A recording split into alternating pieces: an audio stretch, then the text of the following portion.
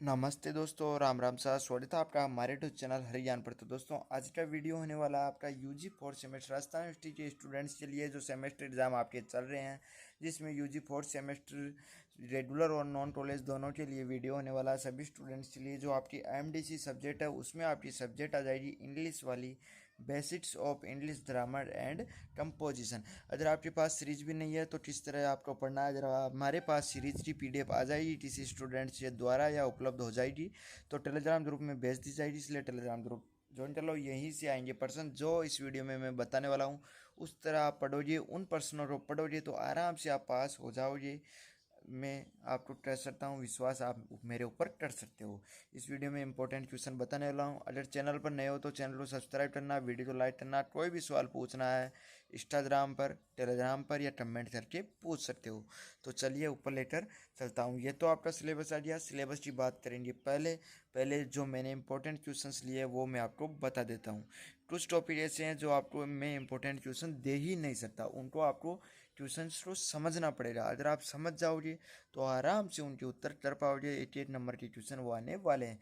UG fourth semester MDC basics of English grammar and composition, essay type questions आपके essay type question सिर्फ दो ही unit से देखने के लिए मिलेंगे, यूनिट थर्ड और फोर्थ, यानी कि निबंधात्मक प्रश्न दो ही यूनिट से देखने के लिए मिलेंगे। इसमें आपके इसे टाइप क्वेश्चन, इसमें तीन तो आपकी ईसेज है, दो तो ईसेज है और एक आपकी शॉर्ट स्टोरी है। तो तीन क्वेश्चन तो उनमें से ले लिए मैंने, हर इसे स्टोरी में से एक एक। पहला सवाल आ गया, explain the main ideas and message of C V Raman's essay water.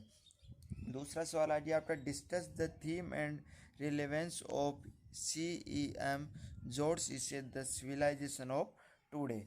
फिर आपका तीसरा सवाल आ गया, describe the plot, characters and moral of Manohar Malgonkar's short story monal hunt. फिर अगला सवाल आ गया आपका, what is editorial writing, explain its features structure and importance with an example. आपको ये तीन ट्यूशन मिल सकते हैं जो इसी स्टोरीज है। इनके अलावा आपको पैसेज भी आ सकता है। ये आपका इसमें से ही है। ये चौथा सवाल आपका अलग आ गया है, यानी कि ये यूनिट थर्ड तक है। फिर आपका यहाँ पर यूनिट फोर्थ शुरू हो गया। फिर आपको व्हाट इज एडिटोरियल राइटिंग, यह आपको चैट जीपीटी पर सर्च कर लेना, आराम से आपको उत्तर मिल जाएगा। डिफाइन रिज्यूम राइटिंग, ये मैंने पहले यूट्यूब पर बता रखा है कि रिज्यूम कैसे लिखना। जब अभी सेकंड सेमेस्टर के एग्ज़ाम हुए थे तो मैंने बता रखा है कि तरिकलम विट्टल यानी कि रिज्यूम कैसे लिखना है। Explain the format and essential components of a good resume, यानी कि फॉर्मेट क्या है। शुरुआत में नाम लिखा जाता है, फिर आपकी mobile number, email ID, address वगैरह वगैरह। अभी पूरा एक साथ नहीं बता सकता मैं लाइन वाइज, उसके लिए आपको वीडियो देखना पड़ेगा। फिर आपको अपनी क्वालिफिकेशन वगैरह लिखनी पड़ती है, क्या आपकी स्किल्स है वो वगैरह लिखनी पड़ती है, एक्सपीरियंस क्या है वो भी लिखना पड़ता है। मतलब ये क्या कंपोनेंट्स है, मतलब ये किस तरह लिखना पड़ता है वो आपको लिखना है। फिर छठा सवाल आ गया आपका, write an editorial on any current social issues such as editorial क्या होता है, मतलब कि जो न्यूज़पेपर्स में जो एडिटर द्वारा एडिटोरियल छापा जाता है उस पर, मतलब कि एक ऐसा टॉपिक जो हमेशा, ऐसा नहीं है कि वो ट्रेंड का टॉपिक है, वो हमेशा चल रहा है, अभी वो ट्रेंडिंग में है। जैसे कि इन्वायरमेंटल प्रोटेक्शन, डिजिटल इंडिया और एजुकेशन, ऐसे किसी टॉपिक पर आपको मिल सकता है। तो आपको कुछ नहीं करना है, चैट जीपीटी से ये देख लेना है कि एडिटोरियल का फॉर्मेट क्या है, एडिटोरियल में उस टॉपिक के बारे में क्या क्या लिखा जाता है। फिर अगर आप थोड़ी भी समझ रखते हो तो आराम से उत्तर कर सकते हो। फिर सातवां सवाल आ गया आपका, prepare a resume for the post of A school teacher. School teacher के लिए मैंने पहले से सेकंड सेमेस्टर के एग्जाम में रिज्यूम लिखना बता रखा हूँ एप्लीकेशन के साथ में। For office assistant using the standard format, आपको ये लिख देना है चैट जीपीटी पर, आराम से आपको फॉर्मेट वगैरह सब कुछ समझ में आ जाएगा। अब आपकी यूनिट फर्स्ट और सेकंड रही तो उसको कैसे पढ़ना है वो मैं आपको बता देता हूँ। अब आपको यहाँ पर फर्स्ट यूनिट आपकी मिल जाएगी, यूनिट फर्स्ट, जिसमें एडवर्बियल्स है। ये 5 नंबर के आने वाले हैं, मतलब कि 88 नंबर का ट्यूशन आपको मिल जाएगा। नाउन फ्रेजेज है, ये भी 88 ट्यूशन, यानी कि 88 नंबर के 5 ट्यूशन मिल जाएंगे।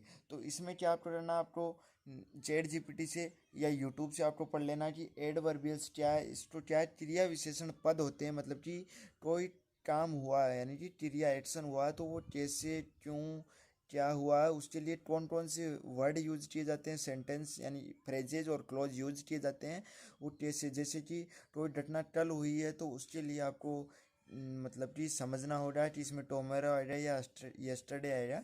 इस तरीके से आपको करना, मतलब कि सवाल में स्थान पूछा गया है या टाइम पूछा गया है, उस तरीके से आपको करना होगा सवाल। नाउन फ्रेजेज आपको करने होंगे। फिर आपको अगला आ गया यूनिट सेकंड। ये इसके इंपॉर्टेंट मतलब कि जो यूनिट फर्स्ट और यूनिट सेकंड है, इसमें से अपन इंपॉर्टेंट बता ही नहीं सकते आपको। इनके लिए आपको टॉपिक को समझना पड़ेगा, क्योंकि परीक्षा जो बनाते हैं पेपर वो कहाँ से भी आपको टॉपिक ट्यूशन दे सकते हैं, ज़रूरी नहीं, क्योंकि इसकी संभाव्यता ही नहीं है। क्योंकि जो ये थर्ड यूनिट है उसमें तो स्टोरीज इसेज है, उसमें तो पिट्स ट्यूशन बनते हैं। फिर आपके यहाँ पर जो यूनिट सेकंड का फर्स्ट टॉपिक है administrative terms, translation from English to Hindi and vice versa. ये आपको चैट जीपीटी से या यूट्यूब से आप पढ़ सकते हो। 10 नंबर के, मतलब कि आपको 2-2 नंबर का एक ट्यूशन मिल सकता है या इतने नंबर के 10 ट्यूशन भी मिल सकते हैं। फिर आपका आ जाएगा दूसरा सब ऑर्डिनेशन एंड कोऑर्डिनेशन, 10 मार्क्स का, ये भी आपको मिल जाएगा।